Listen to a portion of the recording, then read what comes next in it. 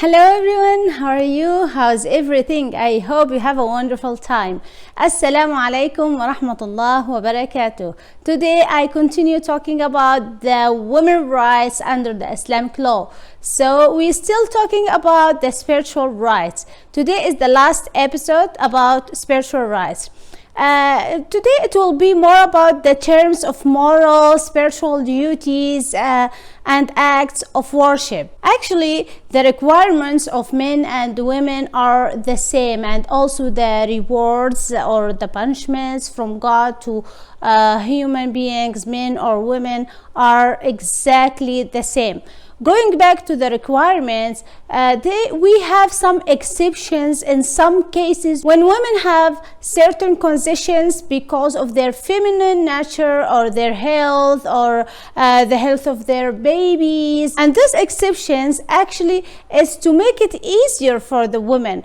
Also, the man, based on his nature, has some different requirements in some cases. I'll give you an example about these exceptions and how it's a credit for the women, and it's something to help the women, not because there is superiority or inferiority. So, for example, the woman goes through pregnancy, and she could be a nursing mom. Also, she has a period every month. All these conditions could affect the woman physically and mentally. So, for example, we have in Islam Ramadan, which is fasting 29 to 30 days every day continuously. Okay, so if the woman is pregnant, for example, or if she's a nursing mom, or if she has a hair period, so she will not be well, she will not be in the good health physically or mentally. She will not be ready to make this requirement or this spiritual requirement. For that, we can say that God gave her something like a license to don't fast, because her body needs nutrition, more care, so it will be burden for her to fast while she's pregnant or a nursing mom or she has her period. So this is just one example, and I want to let you know that the health of the human and the life of the human is the most important thing in Islam, more important than any worship requirements or worship duties or anything else.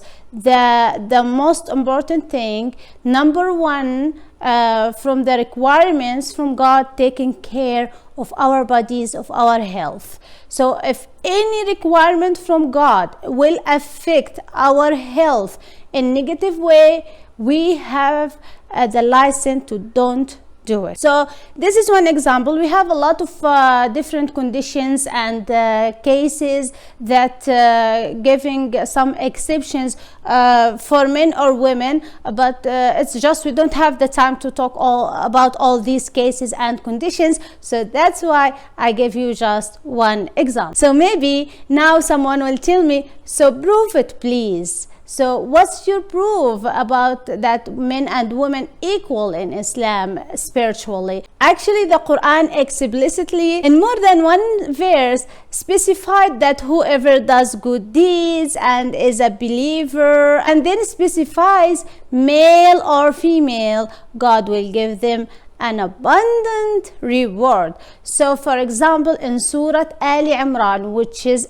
chapter 3 verse 195, God said, and their Lord responded to them, never will I allow to be lost the work of any worker among you, whether male or female, you are of one another. Another verse in Surah An-Nisa, which is chapter 4 verse 124, God said, and whoever does righteous deeds, whether male or female, while being a believer, those will enter paradise and will not be wronged even as much as they speak on a date seed. Another beautiful verse in chapter 7, which is Surah Al-A'raf, verse 189. It's He who created you from one soul and created from it its mate, that He might dwell in security with her. Look to this beautiful verse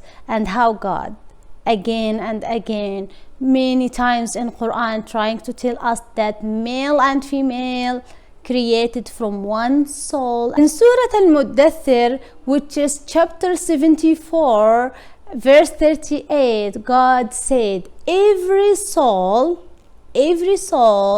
for what it has earned will be retained. That means that God will judge everyone about what she or he did in this life alone. In chapter 16, verse 97, God said, whoever does the righteousness, whether male or female, again he's saying whether male or female, while he or she is a believer, we will surely cause him or her to live a good life, and we will surely give them their reward in the hereafter life, according to the best of what they used to do. And now one of my favorite verse in Quran, in Surah Al-Ahzab, which is chapter 33, verse 35, God said, indeed, the Muslim men and Muslim women, the believing men and believing women, the obedient men and obedient women, the truthful men and truthful women,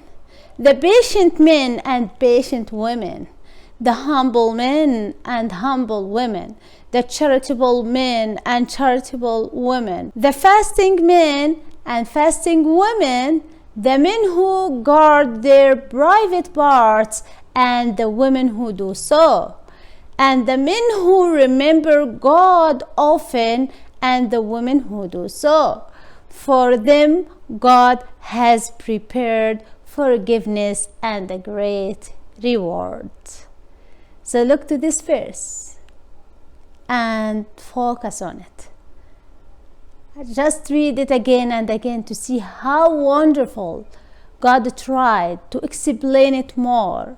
If there is anyone wants to play with the words in some other verses to tell that he's talking more for men or talking more about men or something like that, no, God gave us this clear verse with specific details to tell people who are trying to play with the words and to change the meaning of some verses.